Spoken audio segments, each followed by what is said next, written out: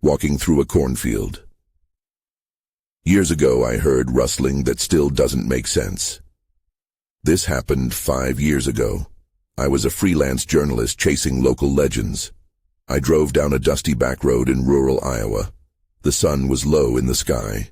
Weathered barns leaned to the side like tired giants. Abandoned homes lined the road, their windows dark and empty. It felt lonely here, but I loved the thrill of a good story. I parked my car and climbed out, ready to find out about a farmer who went missing while working his crops. I stepped into the tall corn stalks. The air was thick with humidity, and the scent of earth filled my lungs. As I walked deeper, I heard something behind me.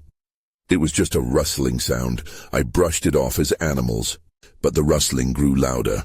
I stopped, my heart racing. I looked over my shoulder.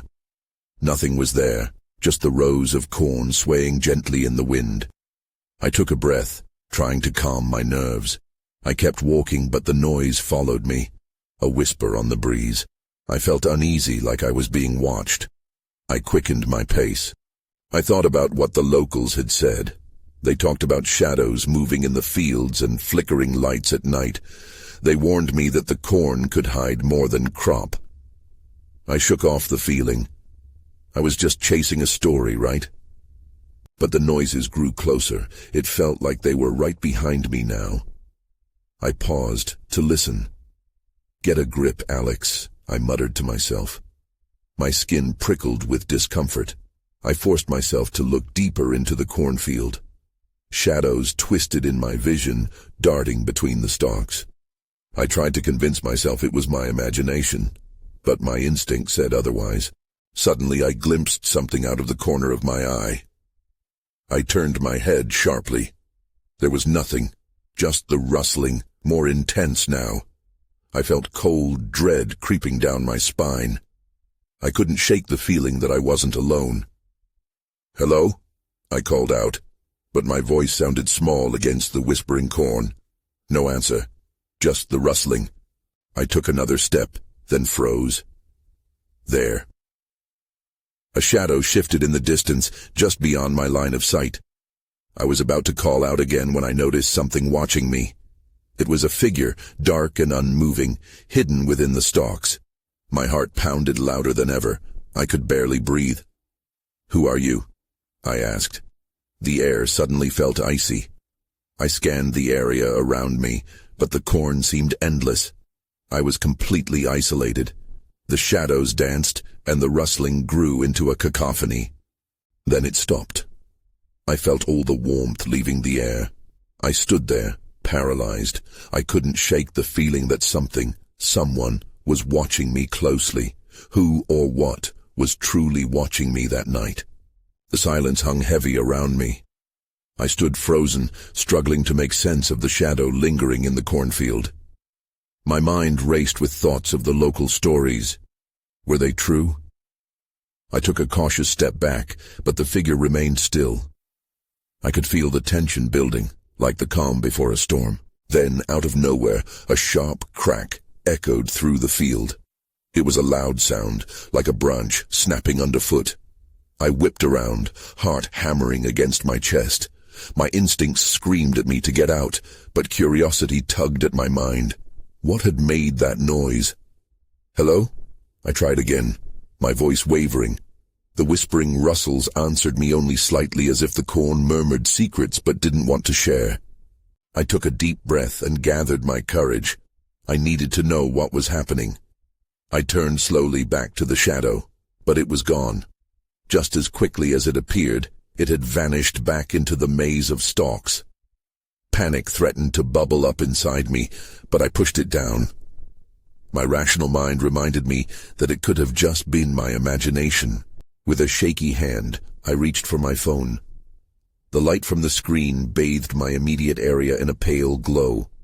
I aimed it toward the rows of corn stalks, hoping to catch a glimpse of whatever was out there, whether it was a trick of the light or something more sinister. "Show yourself," I whispered, unsure if I was addressing the shadow or my anxiety. The glow from my phone flickered across the rows, illuminating the crushed earth beneath where I stood. It looked like something, or someone, had recently walked this path.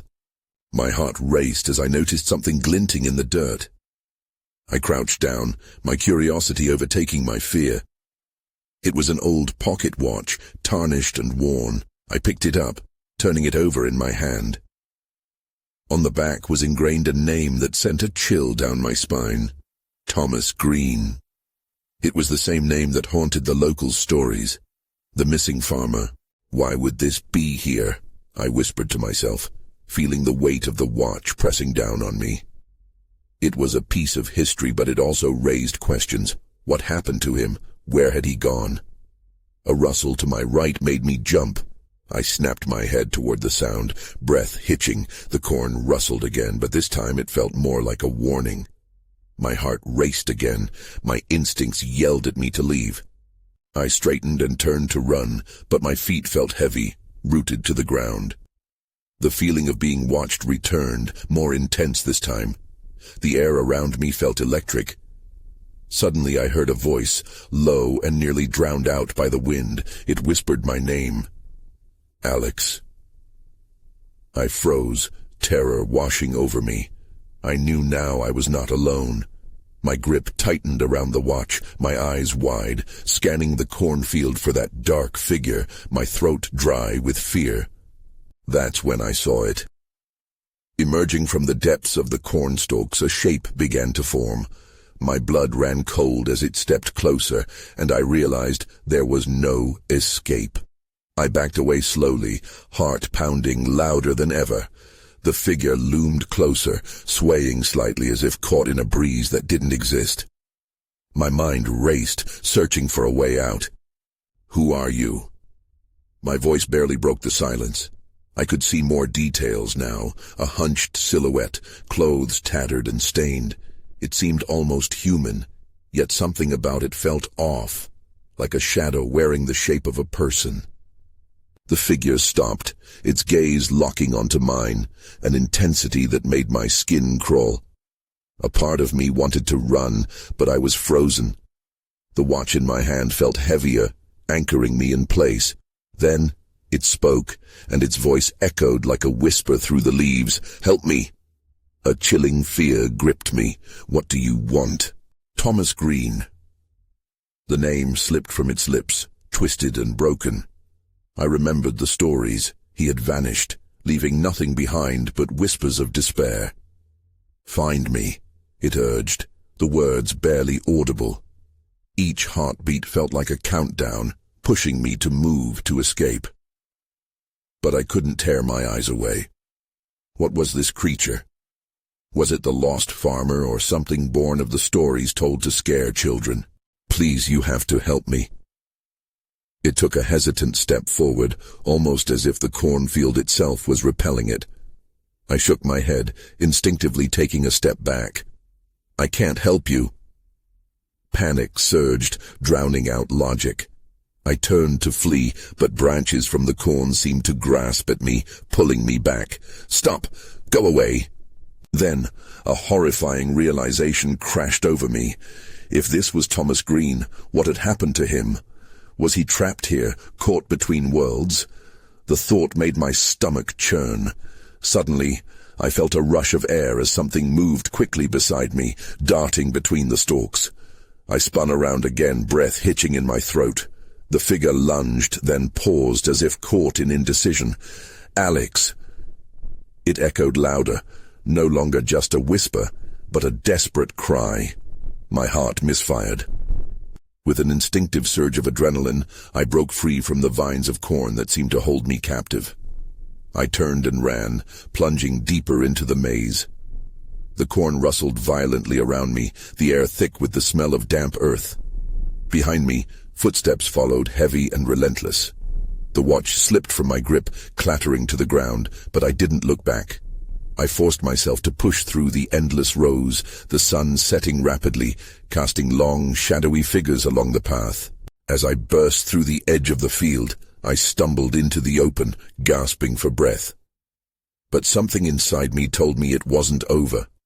The figure was out there. It was still calling for me. I glanced back.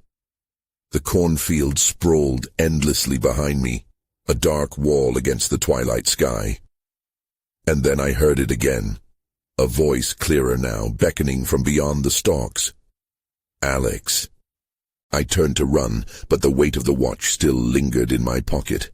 I needed answers, and as frightening as it was, I knew I had to go back. The cornfield loomed ahead, its towering stalks swaying gently in the evening breeze. My heart raced, but a mix of fear and determination drove me to return. I stepped back into the rows, the air growing cooler and thick with tension. I didn't have a plan, just a desperate need to understand what was happening. The memory of the figure haunted me, its hollow plea echoing in my mind. I took a deep breath and called out, "Thomas, are you here?" My voice felt small against the vastness of the field. Nothing answered. I moved cautiously deeper, each step crunching softly underfoot, the sound swallowed by the silence that surrounded me. I scanned the rows, searching for any sign of the figure I had seen. What if he truly was trapped? I couldn't shake the feeling that my curiosity was pulling me into something far darker than I could comprehend. Then, an unexpected sound cut through the stillness, a soft whimper, barely audible but unmistakably human. My heart skipped a beat. I followed the noise weaving through the stalks, the anxiety building inside me. "Hello?"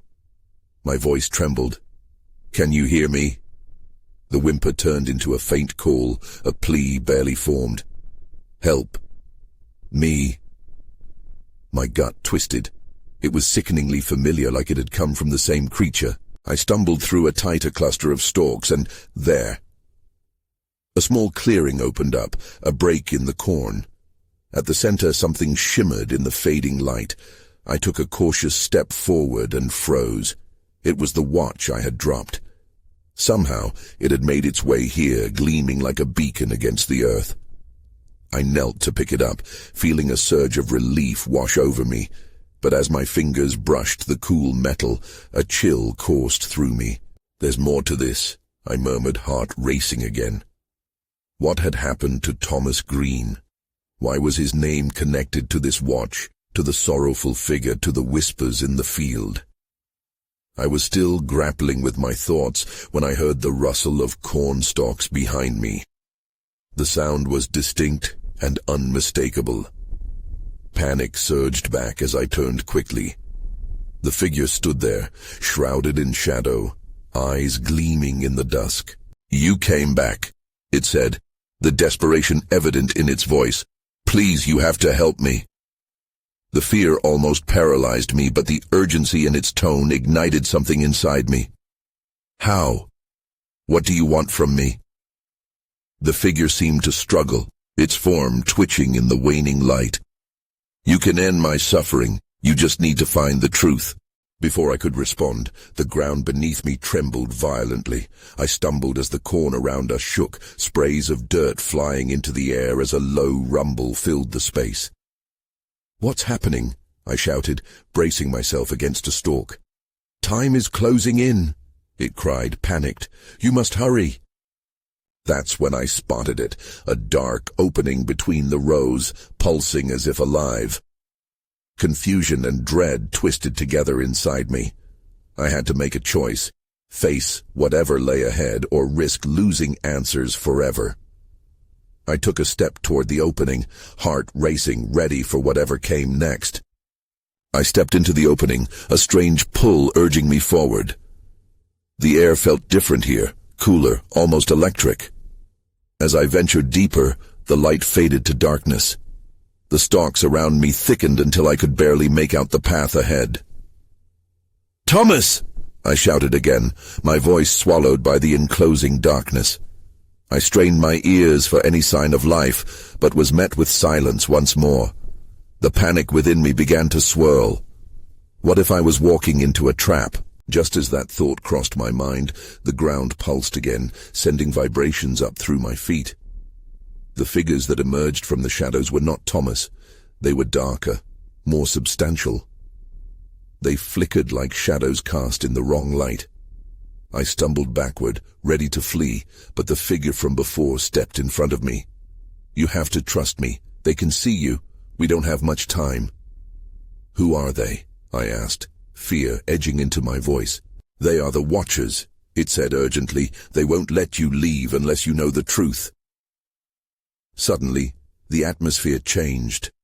A gust of wind swept through the rows, rustling the leaves violently. I could hear distorted whispers rising in pitch, and a suffocating dread gripped me. What truth? What do I need to know? The figure extended a hand, reaching toward me. I hesitated, but the urgency in its eyes drew me in. "The watch holds the key. You must listen." "Listen?" I echoed, confusion swirling in my mind. But before I could think it through, the figure turned sharply, dancing back into the shadows.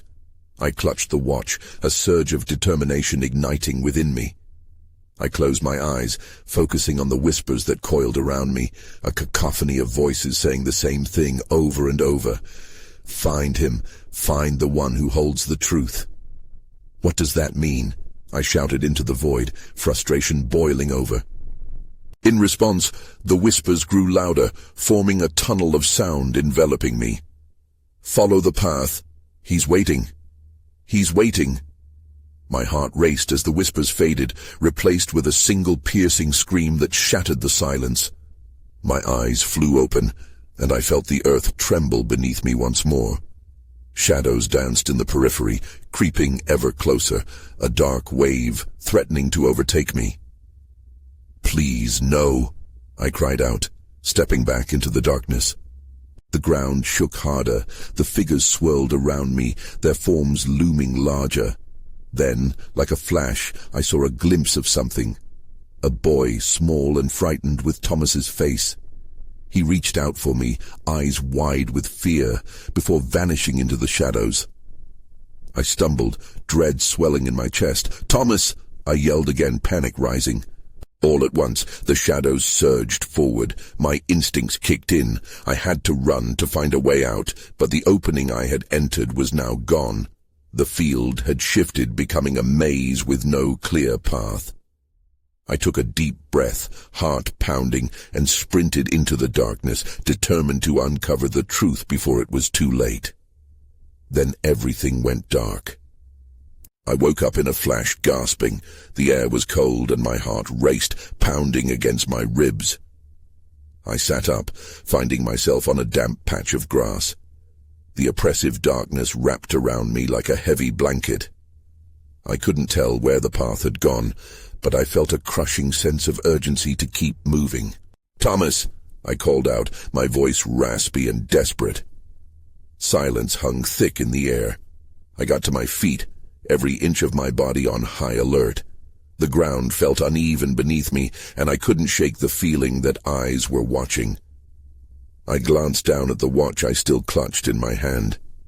Its surface was cool, reflecting what little light was left. I hadn't had time to think about what it all meant, but it felt crucial. I had to find the boy, my Thomas. I needed answers. With a shaky breath, I stepped forward. Each step felt like a leap into the unknown. The whispers returned, swirling around me again, echoing with urgency. "Find him. Find the one who holds the truth."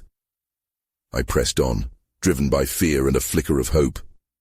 The shadows danced at the corners of my vision, swirling and flickering, but I kept pushing through the tall stalks, their rustling growing louder. I felt a strange connection to the whispers, as if they knew something I didn't. Then, from the corner of my eye, I caught a glimpse of movement. I turned sharply, adrenaline racing through me. I saw the figure again, the one who had urged me to trust them. "Come this way," it called, darting deeper into the darkness. I hesitated, fear clawing at my throat. "Wait. Where's Thomas?" "They are coming," was the only reply as the figure lingered just long enough for me to catch a glimpse of its face. It resembled the boy I'd seen, small and frightened. A chill coursed through me. I sprinted after it, branches snagging at my clothes, the whispers growing louder as if they were my own echoing thoughts. I was close, closer than ever, but the surrounding shadows thickened like a storm cloud, pressing in around me. "What truth?" I shouted, desperation spilling from my heart. "What lies beneath?" it called back, its voice barely clear of the chaos. "You must see the truth." Just then, the ground heaved beneath my feet. I lost my balance and tumbled forward. When I looked up, the figure was gone, replaced by a terrible silence. I took a moment to regain my bearings, breathing hard, my heart pounding in my ears. That's when I saw it. A faint glow in the distance, cutting through the murky darkness like a beacon, a silhouette. The form of a boy crouched low, trembling just as I remembered. "Thomas," I cried, running toward the light. Each second felt like an eternity, the shadows clawing at my heels, darkness closing in around me. I reached out, hope sparking anew, desperate to bridge the gap. But just as I was about to close the distance, the light flickered and began to fade. "Thomas, no." And then without warning, everything went black again. I opened my eyes again, but the darkness was just as thick as before. I felt disoriented, trying to make sense of where I was. The soft ground beneath me now felt like a grave, and anxiety coiled tighter in my chest. "Thomas?" My voice barely rose above a whisper. Still, silence replied, amplifying the sense of dread that hung in the damp air. Trying to stand, I blinked hard, willing my surroundings to materialize. With effort, I pushed myself up, my muscles protesting against the sudden movement. I glanced around, but the glow I had seen moments ago was swallowed by the dark. Panic surged through me. Was my hope gone, too? Just then, out of the corner of my eye, I spotted something. A glint. I stumbled toward it, the ground uneven and treacherous beneath my feet. The thing that caught my eye was the watch. My watch. The glass had cracked, but the hand still ticked, moving methodically with a soft click that felt oddly reassuring against the chaos. Then I heard it, the low murmur of voices like a distant chant. The words were too faint to discern, but they twisted in my gut, more unsettling than comforting. I hesitated, instinct telling me to run, but an urge to investigate pulled me forward instead. I followed the sound, each step dampening the rustle of the grass beneath me. As I moved deeper into the unknown, the whispering grew louder, surrounding me. He will come. The truth must surface. Suddenly I froze. Something crackled nearby, more than just the wind. I strained my ears, and the atmosphere thickened, charged with tension. The hair on my arms prickled. This wasn't just the natural world around me. It felt like something else entirely, a presence lurking just beyond sight. "Thomas!" I shouted again, desperation bubbling over. "Where are you?"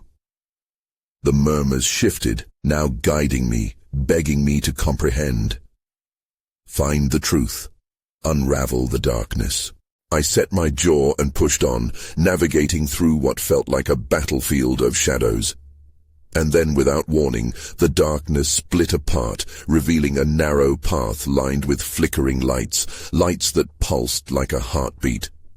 But the moment I took a step forward, the whispering voices grew into a cacophony, urging me to stop. "Turn back," they chanted. "The truth will consume you." I hesitated, glancing back. The familiar silhouettes of trees loomed like watchful giants, and my heart thudded harder. What if I turned back? What if that meant giving up on finding Thomas? I couldn't let fear dictate my next move. With renewed determination, I moved toward the lights. As I stepped onto the path, the whispers transformed into a single, frantic voice. "Run!" Before I could react, a shadow erupted from the dark, barreling straight toward me. My breath hitched as I braced for impact, somehow knowing this would change everything. I felt the shadow rush past me, and my instincts kicked in. I dove to the side, hitting the ground hard. My heart raced as I scrambled to regain my footing. The path was alive with light, but the moment filled my head with confusion. I turned, trying to catch a glimpse of whatever had attacked me. Nothing. just the quiet rustle of leaves whispering secrets I couldn't hear. "Thomas!" I shouted again, my voice echoing into the void. Suddenly, a thud vibrated the ground beneath me. A figure emerged from the darkness, but it wasn't Thomas. It was a tall man, his features obscured in shadow. "You shouldn't be here," he said, his voice a low growl. A flicker of recognition sparked in my mind, but I couldn't place him. "Where's Thomas?" I demanded, my anger flaring. "What do you know?" The man took a step closer, his outline sharp against the flickering lights. "You need to leave. Now." His eyes bore into mine, a mixture of fear and urgency. It sent shivers down my spine. "What's happening?" I pushed back, desperation spilling over. "Tell me, what's this place?" Before he could respond, the whispers returned, sharper and harsher. "Leave. Truth. Darkness." They filled my ears like a growing storm, drowning out my thoughts and fueling my rising panic. "Listen, I need to find Thomas," I cried, trying to keep my voice steady. "He was here. I know he is." For a moment the man hesitated. I could see his mouth moving, but no sound reached me. A tremor ran through my body, and a dark fear took hold.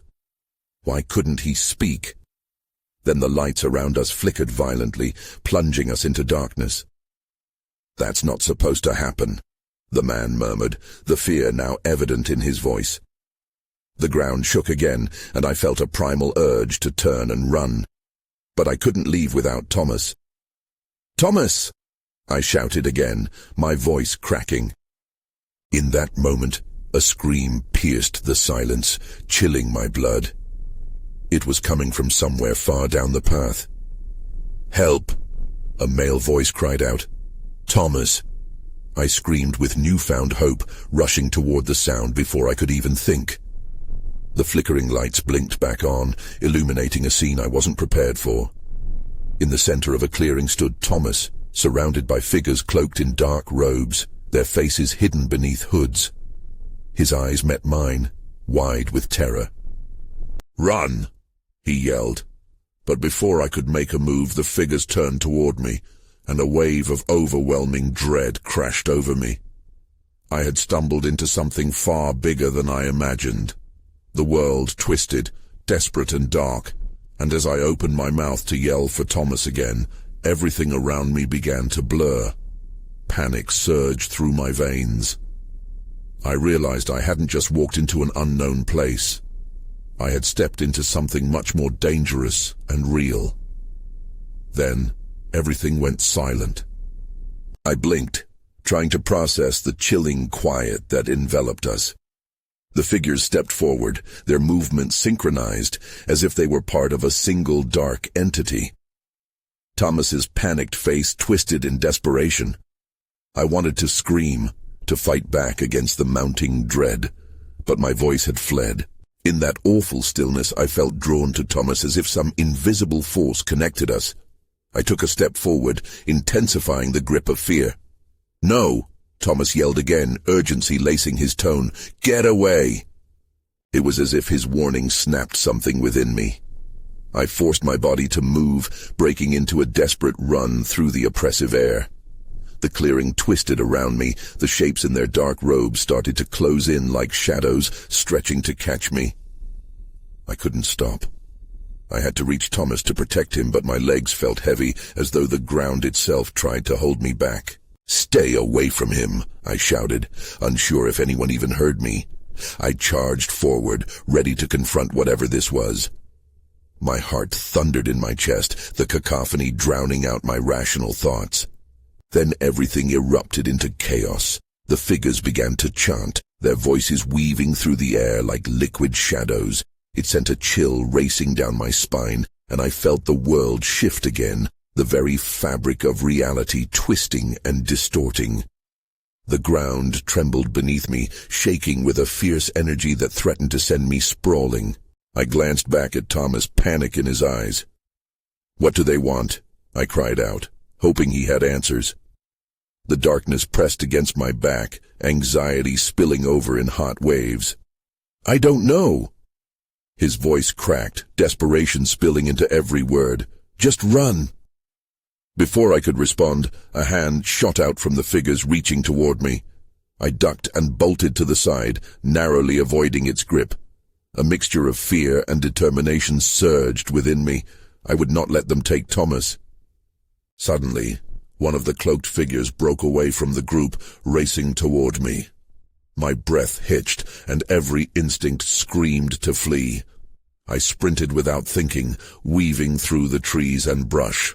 An ache grew in my lungs, but I pushed harder. Then I stumbled. A root caught my foot and I fell hard to the ground.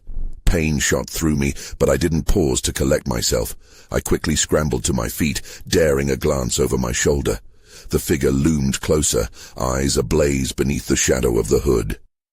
Just as I found my footing, something cold pressed against my neck.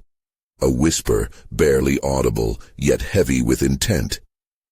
"You cannot escape your fate." I froze, dread curling in my stomach. The voice felt familiar, but I couldn't place it. I swung around, but the figure was gone. I glanced back towards Thomas, desperately trying to make sense of the rapid unfolding of events. That's when I saw it, the glimmer of an object shining in the distance, half buried in the dirt. My heart raced, hope surged in my chest. What was it? I did the only thing I could think to do. I ran toward the glimmer, thoughts racing, uncertainty swirling around me like thick fog. I didn't know what waited for me there, but it was better than the darkness behind me. As I reached the object, a deep rumble sounded from the clearing. I was running out of time, and whatever was coming, it was about to get worse. I scrambled toward the glimmering object, my heart pounding against my ribs, each frantic step echoing the rising chaos behind me. The shadows closed in, their low chants blending into a single haunting melody that seemed to invade my thoughts. I had no idea what awaited me, but I refused to look back. As I reached the object, I realized it was another pocket watch, just like the one I had found earlier, but this one was pristine, its surface polished to a mirror-like shine. My hands trembled as I picked it up, feeling an electric jolt shoot through me. The watch's hands moved unnaturally. They spun wildly before suddenly freezing, as if they had a will of their own. "Time is running out!" a voice shouted behind me. It was Thomas. I turned and saw him, cornered by the cloaked figures now swarming closer. Panic filled his eyes. "Alex, you have to destroy it!" he yelled, desperate urgency lacing his words. The figures paused, their shadowy forms wavering as if they were reacting to the watch in my hand. "Destroy what?" I shouted back, helplessness clawing at my throat. I felt as if the very atmosphere around us was tightening, squeezing the words out of my mouth. "The truth!" Thomas cried, and suddenly I realized it wasn't the watch that had caused this chaos. It was the truth contained within it. The stories of those lost to the Cornfield and its dark past. But what was I supposed to do with it? The figures shifted closer, the flickering lights casting ominous shadows that danced along the ground. Leaning into the fear, I mustered every ounce of strength I had. I had to confront whatever darkness consumed Thomas. With a deep breath, I lifted the watch to eye level, feeling its weight and the burden it symbolized. I remembered the stories, the disappearances, the whispers in the corn. I couldn't see the path forward clearly, but I knew I had to break the chain that bound Thomas to this place. Tears blurred my vision as I yelled, "Let him go!" My voice trembled, but I held the watch firm.